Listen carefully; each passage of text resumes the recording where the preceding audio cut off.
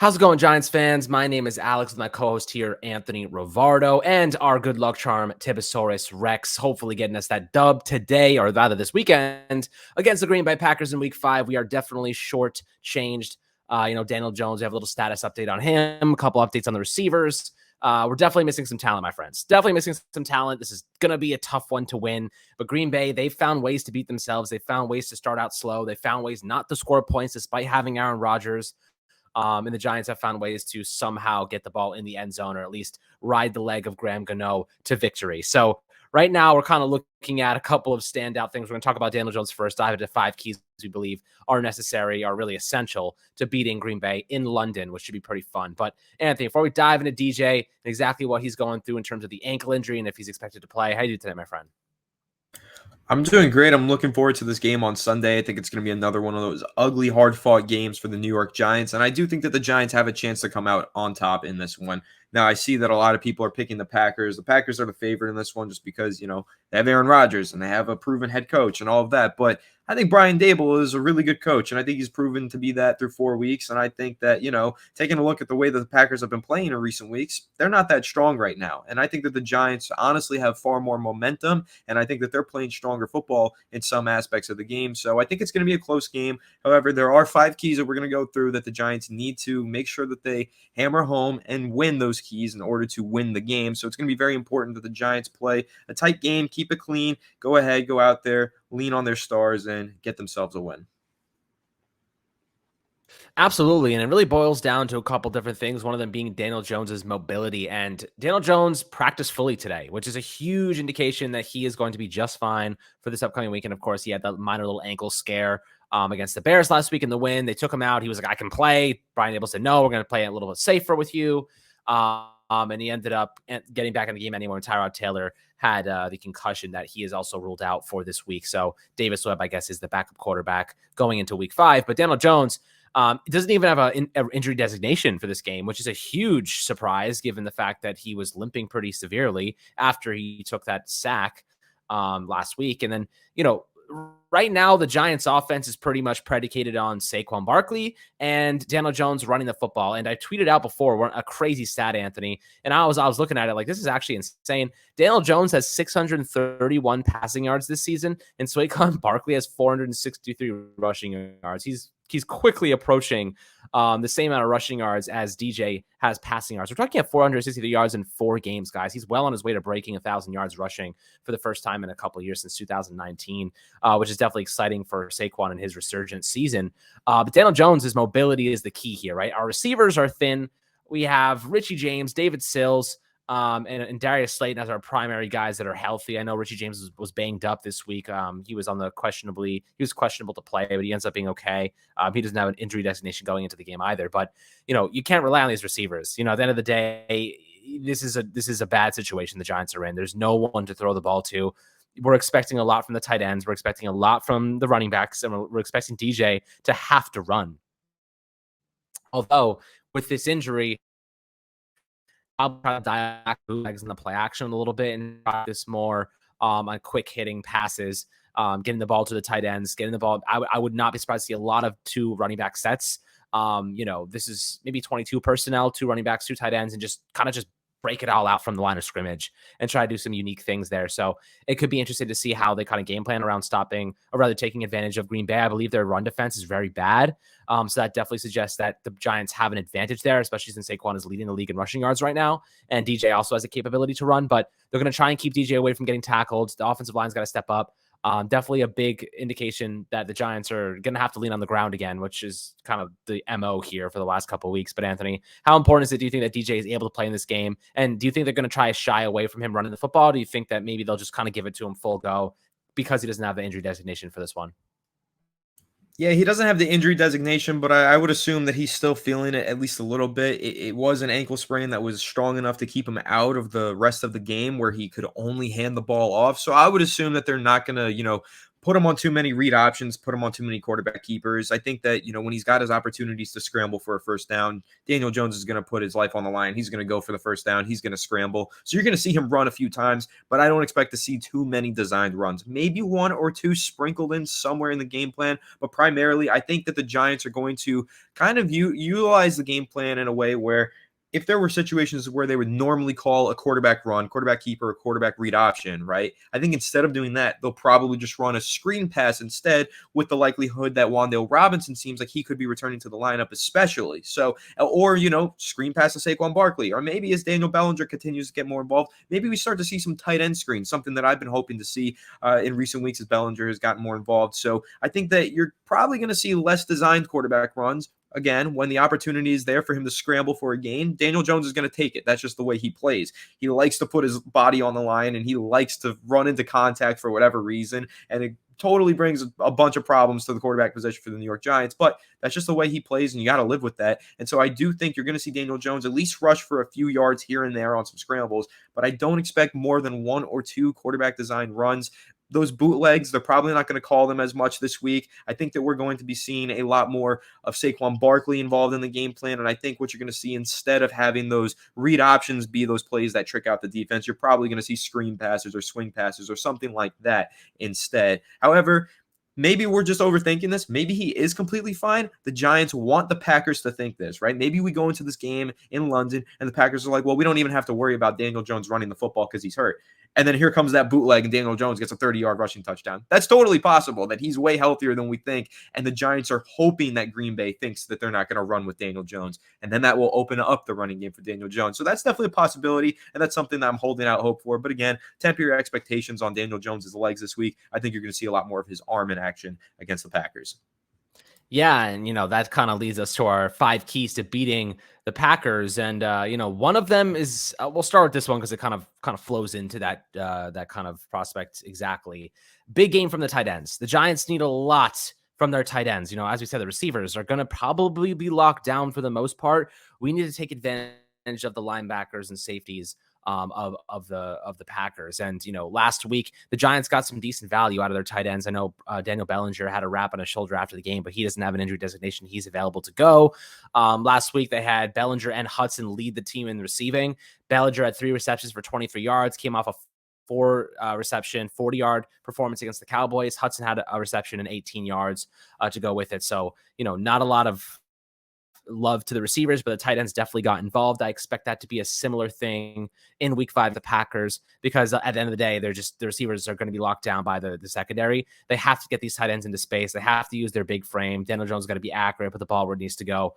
But I would not be surprised if, Hudson and Daniel Bellinger had 2 big games, or at least they were heavily involved and targeted in both the rushing attack and also in the receiving game. So I wouldn't be surprised if the big part of the strategy for the Giants was run the football, play action passes to the tight ends. Like, I wouldn't be surprised if that was primarily how they operate here. They could get a couple screen passes involved as well with some 2 running backs, maybe split it out wide to Matt Breida on a little screen, but we'll see what happens. How important do you think the tight ends are to this game, Anthony?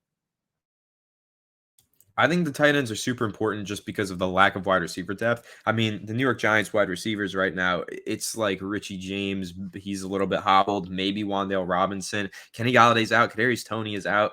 It's a dire situation for the New York Giants receiving corps. You're going to see like a lot of David Sills. You don't ever want to see a lot of David Sills featured in a game plan. So I think the New York Giants are going to have to rely on their tight ends. However, their tight ends are very unproven, right? They're young, they're inexperienced, they're unproven. So it's a difficult situation for Daniel Jones in terms of throwing the football. The Giants have to rely on Saquon Barkley, which I know is one of our keys. So going into this game plan, the tight ends do need to be involved to pick up the slack of the wide receivers. And also, the great part about the tight ends is Daniel Jones always just seems to excel when throwing underneath 2 tight ends. I think that's something that we can take note of. I think, throwing those short passes in the red zone to tight ends, that's how Daniel Bellinger scored a touchdown on his first career reception. That's something that we like to see the Giants utilize, and that's something that Daniel Jones clearly favors in an offensive game plan. So I do think we need to see the tight ends get a little bit more involved than they have in the past. They have to have a big game here, especially considering the dire situation of the New York Giants wide receiver core. But again, probably want to temper your expectations on the tight end position as well, just because they are unproven. There isn't too much talent there. However, I mentioned this earlier in the episode.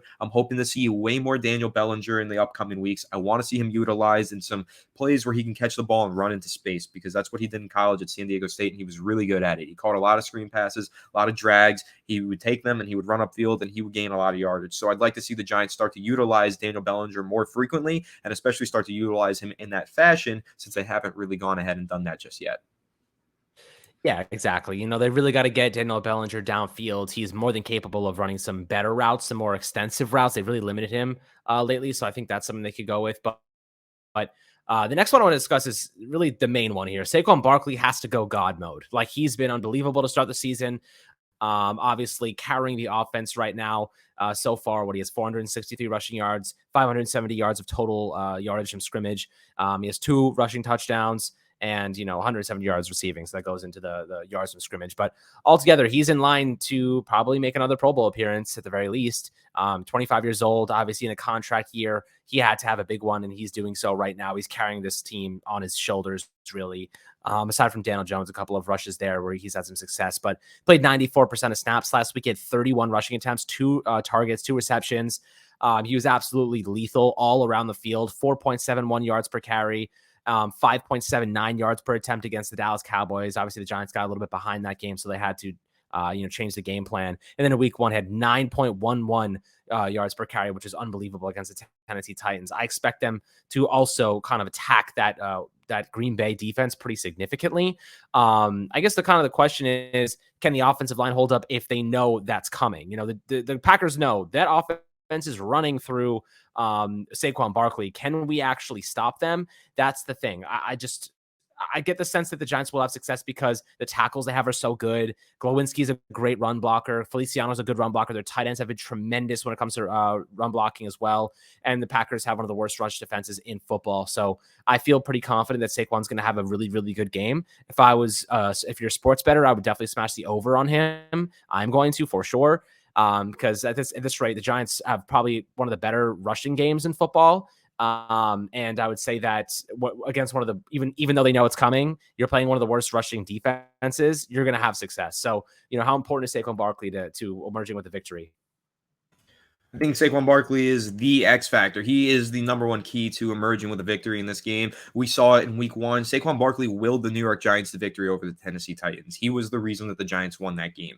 And, he didn't score those 2 rushing touchdowns against the Chicago Bears, but Saquon Barkley ran for a bunch of yards, and you could argue he is one of the reasons that those rushing touchdowns were scored, if not the biggest reason, because Daniel Jones was faking a handoff on a bootleg to Saquon Barkley. Saquon Barkley gets a fake handoff or any handoff, the whole defense keys in on him. They shift his way to try and stop Saquon. And that left 2 wide open touchdowns to the left side for Daniel Jones. He was used basically as, a de facto there, right? He was basically used just as a diversion, but it still worked. And that's part of the value of Saquon Barkley playing at such a high level. Not only is he actually gaining all the rushing yards and rushing touchdowns and everything like that, but he's making the defense key in on him and opening things up for Daniel Jones and other players in the offensive game plan. So Saquon Barkley is the number one key to success for the New York Giants for this game and for every game for the rest of the season, in my opinion. And I think that when you're looking at Saquon Barkley going into London in this game with the wide receiver core as hobbled as it is, with Daniel Jones coming off of an injury that held him out of the ending of last game, it's Saquon or it's nothing. You got to run the offense through him. And one of the things that I'll say, I think that the Giants need to utilize him more as a receiver this week. I'd like to see him catch a couple more screen passes. I'd like to see him line up out wide. We kind of saw them do that a couple times in the first couple weeks of the season. However, in recent weeks, they've been using him as that kind of workhorse back. He had over 30 rushing attempts last week. Now, I don't think that's completely sustainable. I don't think you can hand Saquon Barkley the ball 30 plus times per game. However, I think that if you start to get him more utilized as a receiver, you start to open up other plays in the offensive playbook, and you start to open things up for other players in the offensive system. So I think that Saquon Barkley is the number one key to success, as I mentioned, and I think that he's in line for another big game. He's been tremendous every single game of the year, but the offensive line does need to get the job done. We need to see the offensive line improve. Right now, it's kind of Andrew Thomas versus everybody. I need to see a little bit more out of Evan Neal in the running game. I definitely need to see more out of the interior offensive linemen in the running game. And I need to see them actually propel Saquon Barkley to have success, because right now it feels like Saquon Barkley is kind of doing everything on his own. I'd like to see the New York Giants offensive line help him a little bit more, and maybe they can spring him into having another big game and having him carry the team to victory like he did in week 1. Absolutely. We definitely need another big game from Saquon. I mean, every week we need a big game from Saquon. So, he is the offense right now. God forbid anything were to happen to him, knock on wood 1,000 times. Cover my bases there. But the third key is that the Giants must stop Aaron Jones, right? Aaron Jones, obviously, is one of the more lethal running backs in football. I would say that, he's equally as dangerous as a runner and as a receiver. They love to get him out into space. They love to do a lot of stuff to get him the football. And the Giants have had their issues stopping the run over the past 2 weeks without Leonard Williams, but they're expected to get him back. So that's a really good sign. Azeez Ojulari is ruled out for this game. So, expect to see Jihad Ward, Ocean Eximitas, and of course, Kayvon Thibodeau out there. Ward has been tremendous against the run. I would not be surprised if he got a lot of reps in this one. Eximitas is probably the better pass rusher. But Jones specifically has 327 yards and a touchdown, and 81 receiving yards and a receiving touchdown as well. They also like to get A.J. Dillon involved, who's more of their bruising running back and, break a couple tackles and pick up first downs in short yardage situations. But Jones is one of their best playmakers. They love to get him the football. The Giants got to limit him. And speaking of that, linebackers, they are going to have to stop Aaron Jones somehow. I don't know how they're going to do it. Jalen Smith, Tay Crowder, don't trust them at all to be man covering Aaron Jones. I would not be surprised to see Julian Love step up there and try to cover him a little bit. Maybe I wish Landon Collins. I don't trust Landon Collins against anyone in the coverage, but he's better coverage than Tay Crowder or Jalen Smith. So when he's available, I imagine they will get him involved in some way that helps mitigate some coverage issues that they've had the past couple of weeks. But, when you're looking at Aaron Jones, stopping him, how do you think the Giants can get that done? Well, I think that Landon Collins should help with that. I think, having him be that kind of linebacker safety hybrid helps, just having somebody who can play that role. And also, Tay Crowder's coming off of a great performance against the Chicago Bears. Hopefully he can build on that and continue to make an impact in the running game. And Jalen Smith as well had a really solid performance against the Bears. Those two combined to be really solid run defenders last week. And if they can carry that momentum into this week's game, hopefully they can try and slow down Aaron Jones. A part of slowing down Aaron Jones is slowing down Aaron Rodgers. And Aaron Rodgers hasn't been playing well recently. So if you can disrupt Aaron Rodgers, then you're going to disrupt Aaron Jones, because first of all, Aaron Rodgers and Aaron Jones connect a lot in the receiving game. Aaron Jones gets a lot of his yardage and a lot of his impact in the offense by being a receiver out of the backfield. So you want to disrupt Aaron Rodgers, obviously, because he's Aaron Rodgers, but that does affect Aaron Jones as well. Make the team rely on Aaron Jones rather than relying on Aaron Rodgers, and the Giants already have a significantly better chance of winning the game than they did going into it. Because if you're relying on Aaron Rodgers to win the game as the Green Bay Packers, a lot of the times you rely on him and he pulls through. He'll make a touchdown pass, a goal line fade or whatever, some crazy play, Hail Mary down the sideline into a field goal, whatever the case might be. We've seen Aaron Rodgers do it a million freaking times. So if you're forcing Aaron Jones to be the guy that beats you by disrupting and shutting down Aaron Rodgers, or at least slowing down Aaron Rodgers, well, then you're already in a better position to succeed. So for Aaron Jones, yes, they do need to slow him down. They do need to find a way to stop him. But that way, in my opinion, is to force him to take over the game. You have to force Aaron Jones to be the guy that's beating you. You got to take the ball out of Aaron Rodgers' hands, make the Packers hand the ball off to Aaron Jones more frequently than they'd like to. And of course, Wink Martindale with his great rushing defense. If they're carrying the ball with Aaron Jones over 20 times in this game, I'm trusting Wink Martindale to slow him down. And I also think that if they're forced to hand the ball off to Aaron Jones that frequently, it means that Aaron Rodgers is having a poor game. And if Aaron Rodgers is having a poor game, well, like I said, that means the New York Giants' chances of winning have gone up exponentially. So that's really my key right there. That's how you slow down Aaron Jones. The real way to do it is you shut down Aaron Rodgers. Yep, sounds about right. But, there's two more keys I want to discuss here. Two more. So the next one is pass rush. Got to get to Aaron Rodgers. Obviously, he doesn't seem like his normal self this season, but there's any given moment, Rodgers can absolutely demolish you. He can absolutely pick you apart. So you got to be very, very careful about how you approach him. Rodgers, put pressure on him, make him run, make him move, which he's very dangerous on the move as well, but he's not going to break that many tackles. He doesn't have the speed to beat Kayvon Thibodeau around the edge, right? You got to contain him in the pocket. You got to collapse the pocket and let those big guys next to Lawrence Leonard Williams collapse it and get to him. He's very dangerous on the run. So the more time he has, the more he's going to beat you, right? Like that's kind of the MO. If you give Rodgers enough time, he is going to beat you. And ultimately that's kind of the problem. So I would expect, with David Bakhtiari back at left tackle, they're going to put Kayvon Thibodeau on the right side, try to, take advantage of the right tackle situation, see if they can get any pressure. And then the interior is going to have some success as well. But, even putting pressure on Rodgers doesn't necessarily work all the time. It will help, but it's not going to make him, a one-dimensional quarterback. He's still going to be very, very talented and very, very hard to stop. How important do you think the pass is to getting the best of Aaron Rodgers? Do you think maybe having better coverage downfield or having better coverage in general is a more integral part to the puzzle here? I'd say pass rushing is the more integral part because the Green Bay Packers, we just talked about how the New York Giants receiving core is terrible because they're dealing with so many injuries.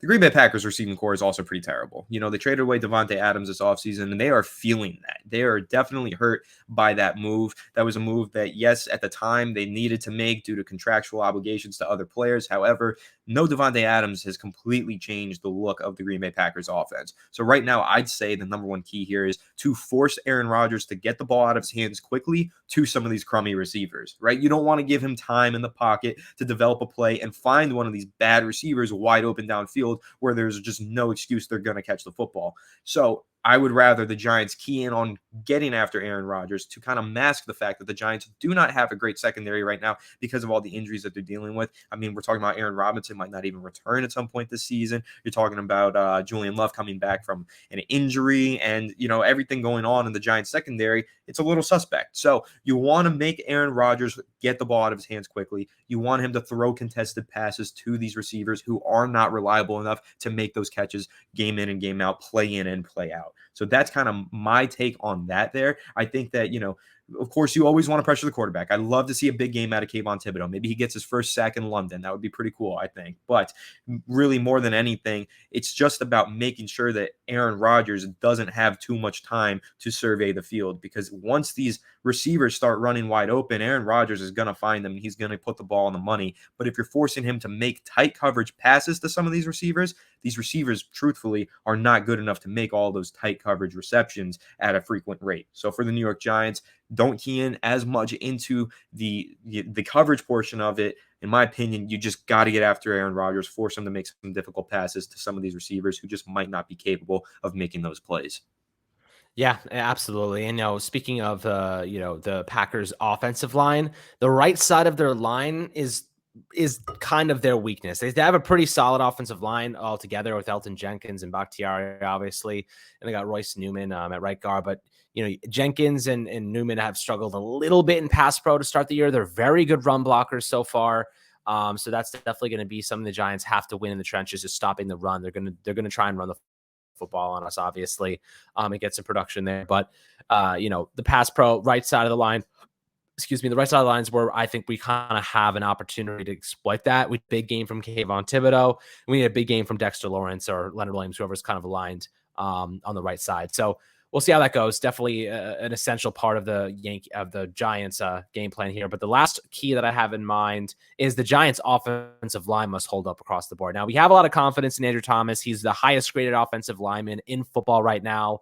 He's done some really tremendous things against some really tremendous pass rushers. So that's a huge bonus for the Giants, and Daniel Jones trying to just keep him safe altogether. But left guard, Ben Bredesen, definitely still a bit of a liability. Feliciano's gotten a little bit better as the season's gone on.